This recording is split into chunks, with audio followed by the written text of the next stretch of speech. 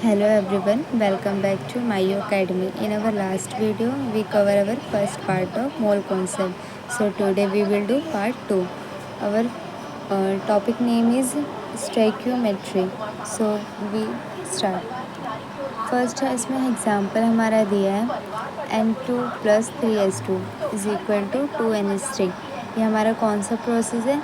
Haber process. Okay, सबसे पहले हम स्टेटोकेमिस्ट्री के बारे में पढ़ते हैं। तो उसमें हमें बैलेंस रिएक्शन में रिएक्टेंट और प्रोडक्ट का रेशियो करना है। ठीक है, इसमें हमारा मेनली यही रहेगा।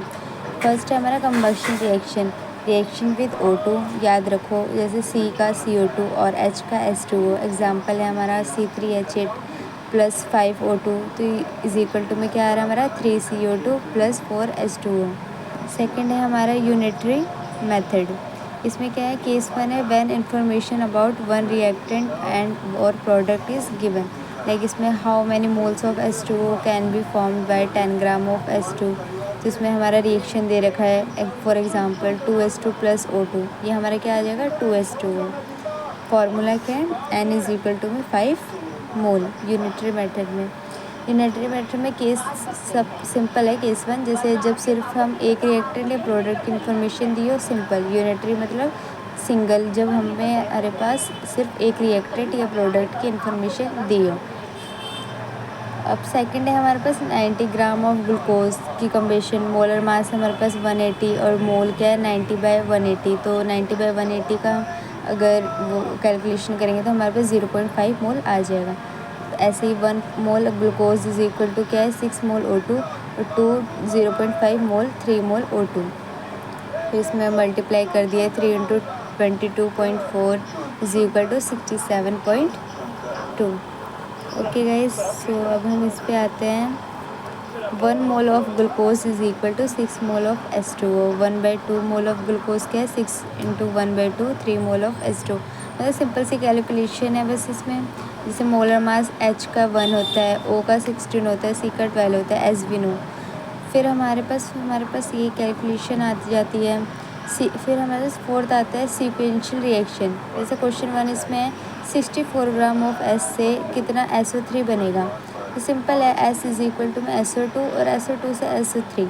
लाइक 64 ग्राम S है, इसमें 2 मोल है, तो इसमें आ जाएगा 1 मोल S क्या होगा 1 मोल SO3 इज इक्वल टू, जैसे 2 मोल होगा तो 2 मोल SO3 का क्या 2 इंटू 80 160 ग्राम आ जाएगा। जैसे क्वेश्चन 2 है एल्यूमिनियम के साथ कह रहा है, तो Al2O3 से O2 निकाल कर Zn से रिएक्शन करना है।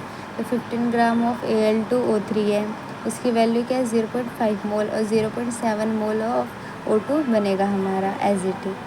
और अब हम पेज नंबर 2 पे आते हैं। इसमें हमारा है एफिशिएंसी एंड लिमिटिंग रिएजेंट का। ओके, इसमें है experimental into 100 theoretical percentage formula है। तो एफिशिएंसी का फार्मूला होता है हमारा experimental is divided by theoretical into 100 as we return there. तो अब हम इसमें क्वेश्चन 1 है 56 gram of N2 react with H2 to form 2 mole of NH3, find percentage efficiency of reaction.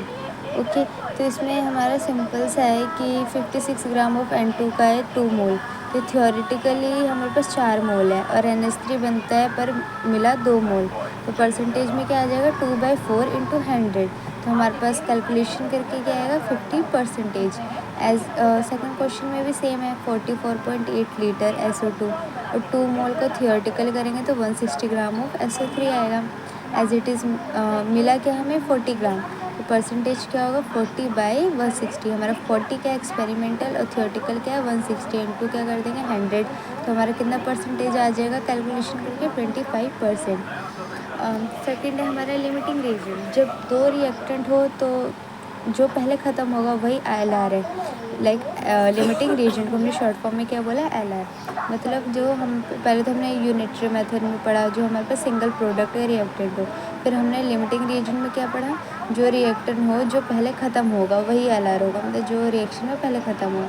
कैसे पता करें कि मोल्स डिवाइडेड बाय कोएफिशिएंट का सबसे छोटा वाला LR है। फॉर एग्जांपल क्वेश्चन में दिया है कि PDF में क्वेश्चन है हमारा, तो उसमें दिया है 10 ग्राम S2, तो इसका 5 मोल है। 60 ग्राम O2 1 मोल है, तो 5/2 इज इक्वल टू आ गया हमारे पास 2.5। 1/1 क्या होता है 1। तो इसमें क्या है O2 हमारा क्या है LR है। वैसे H2 रिएक्टर 2 मोल, लेफ्ट 3 मोल, तो H2O फॉर्म क्या हो गया 2 मोल। जो यही हमारे पास कैलकुलेशन है। फिर एज इट इज़ सेम हमारा क्वेश्चन 2 एंड 3 दिया हुआ है। क्वेश्चन 2 में 32 gram of SO2 is equal to क्या है 0.5 mole. 32 gram of O2 is equal to में 1 मोल। इसे 0.5/2 तो क्या हो जाएगा हमारा 0.25 1/1। तो हमारे पास 1 ही आएगा। तो SO2 क्या है LR है, हमारा लिमिटिंग रिएजेंट है SO2। SO3 फॉर्म के 0.5 मोल। फिर हमारे पास आता है क्वेश्चन थर्ड। 1 second okay. तो क्वेश्चन थर्ड है हमारे पास 28 ग्राम Na2 और फिर उसके बाद इसका क्या आता है 1 मोल और 6 ग्राम H2 का क्या आता है 3 मोल। तो 1/1 क्या होगा 1 और 3/3 क्या होगा 1। रेशियो सेम है तो मतलब नॉन लिमिटिंग रीजन। हमने तीनों क्वेश्चन में 3 टाइप की चीज़ें देखी है। लाइक अभी हमने देखा कि रेशियो सेम आया तो नो LR है, मतलब नो लिमिटिंग रीजेंट है। NH3 2 मोल बनाएगा। बट हमने सेकंड थर्ड में भी यही रहा कि SO3 पहले बनाएगा, SO2 बनाएगा एंड देन फिर इसमें भी कुछ नहीं था। अब आते हैं पेज नंबर 3 पे, composition MMM and AAM। Case 1 तो हमने पढ़ लिया। व्हेन इंफॉर्मेशन अबाउट 2 और more reactant is given limiting reagent, ये हमारा डेफिनेशन हो गया। इसमें हमारे पास reaction how to find LRA, तो सिंपल है, the reagent is LRA whose mole stoichiometry coefficient is minimum is equal to पर stoichiometry. Limiting reagent and excess reagent हो गया, जैसे इसमें हमने ये सारे क्वेश्चन जो है हमने रिवाइज कर लिए। अब हम आते हैं composition MMM and AM। So let's start. इसमें हमारे पास first composition formula. Composition formula पे क्या है हमारे पास, इसमें है खुद का mass divided by total mass into 100। जैसे इसमें एज इट इज़ लिखा है खुद का mass divided by total mass. Find percentage of C and H in C2H6। तो C2H6 में C का परसेंटेज 80% है, H का परसेंटेज 20% है। ओके जैसे हमने कर लिया 2 × 12 और 6 × 1 तो 30 आ गया हमारा कैलकुलेशन करके। और जैसे 2 × 12 × 100/30 तो 80% और परसेंटेज ऑफ H निकाला तो 20%। ये कैसे हमने फाइंड किया वो भी हमें बताया है। फिर हम आ जाते हैं percentage water of crystallisation. Crystallisation में वाटर का परसेंटेज निकालना है तो कैसे हम करेंगे। इसमें है MgSO4 7H2O को हीट करने पर परसेंटेज H2O कैसे आएगा, ठीक है। इसमें हम ये पढ़ेंगे, जैसे इसमें लिखा है MgSO4 multiply 7H2O is heated in blast furnace, calculate percentage of substance evaporated. So let's start. MgSO4 में 7H2O को हीट किया तो MgSO4 प्लस 7H2O का 1% ऑफ H2O ऑफ क्रिस्टलाइजेशन कितना होगा। इसमें सिंपल से इन्होंने किया है 7 × 18 इज इक्वल टू में 246 × 100 और इसका कैलकुलेशन करके हमारे पास आ जाता है 51.1%। जैसे वन को जैसे 24 mg प्लस 1 को करा मल्टीप्लाई 32 से S प्लस 4 को किया 16 से और प्लस 7 को 18 से H2O। हमें इसमें रिमेंबर पॉइंट है MM क्या है, for a molecular mass to be minimum number of atom of mention element should be. Like हम इसमें याद रखना है, ये रिमेंबर पॉइंट है हमारे पास। फिर हम आ जाते हैं मिनिमम मॉलिकुलर मास तो हो गया, जैसे जब किसी एलिमेंट का परसेंटेज दिया हो, percentage like weight of element और MM minimum molecular mass. Remember this formula minimum molecular mass और डिवाइड ये मतलब इसकी फुल फॉर्म है। एंड देन इसका परसेंटेज फार्मूला क्या है, weight of element divided by MM × 100। Example क्या है, N का परसेंटेज क्या है 0.056%, तो MM क्या आ जाएगा 2500 2500। अब आते हैं 4th नंबर पे, ये N2 का हमने कर लिया और अब Mg का भी इसमें दिया हुआ है, जैसे percentage of Mg is 0.24% find MM। इसमें क्या है मिनिमम मॉलिक्यूलर मास हमें फाइंड करना है। तो आंसर क्या है इसमें A2 + B3 + C2 क्या है, जैसे ABC ये हमें शॉर्ट में बताया। जैसे A2 ये हमारे 16 है, B3 है, C 14 है, तो हम इसमें कैसे कैसे करेंगे। ओके गाइस, अब आते हैं हम AAM। MM कर लिया, अब AAM मतलब average atomic mass, remember this. Okay weighted average of atomic mass of isotopes. AMM में क्या होता है, आइसोटोप्स का जो वेटेड एवरेज कैसे निकालते हैं, तो इसका हमारे पास फॉर्मूला है मास 1 into percentage plus mass 2 into percentage divided by 100। मतलब पहले मास 1 का परसेंटेज और मल्टीप्लाई करना है परसेंटेज से, फिर मास 2 मल्टीप्लाई परसेंटेज डिवाइडेड बाई में 100। जैसे एग्जांपल इसमें दिया है, एएम का आइसोटोप के करीब होता है जिसका परसेंटेज ज़्यादा होता है, एएमएम में उस आइसोटोप के करीब होता है जिसका परसेंटेज ज़्यादा होता है। अगर परसेंटेज इक्वल हो तो एएम क्या, जैसे फॉर एग्जांपल है इसमें, फॉर एग्ज़ाम्पल इसमें जैसे हमें दिया है 35 क्लोरीन का 35 और क्लोरीन का ही दिया हमें 36, तो इसका परसेंटेज क्या आ रहा है 35 का 75% एंड क्लोरीन 37 का क्या आ रहा है 25%।